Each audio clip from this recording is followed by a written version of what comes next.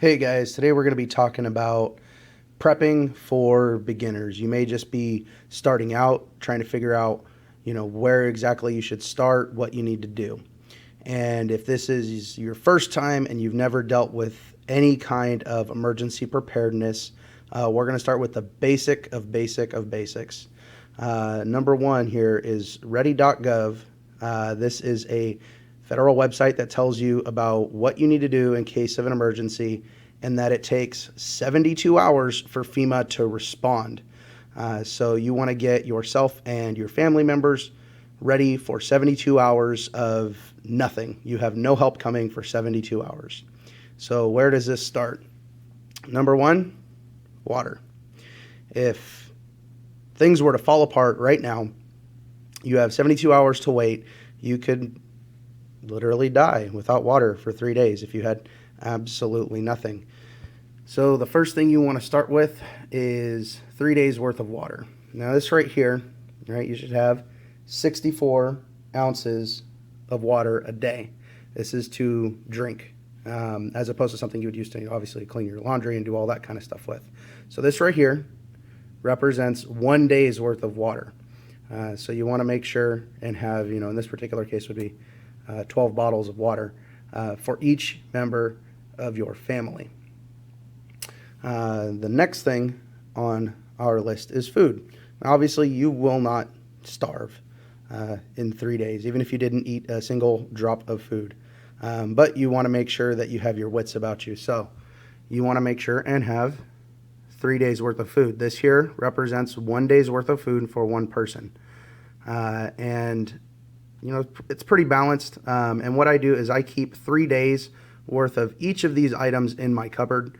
And when I use them, I replace them.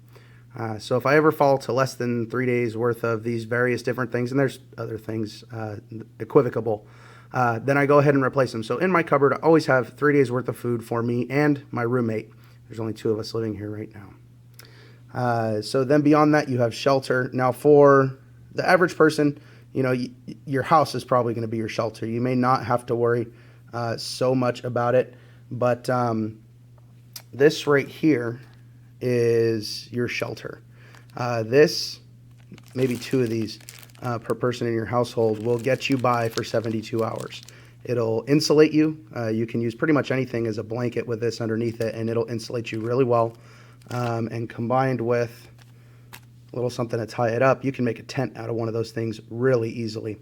And these things are cheap, a couple of bucks, maybe $2, and you can buy this.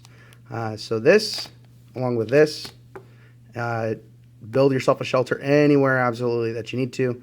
And there you go. So there's your shelter. And then the last thing, protection. If something goes wrong, there's, here in California, a big earthquake is probably the most common disaster that we'll deal with, or in Southern California, some fires.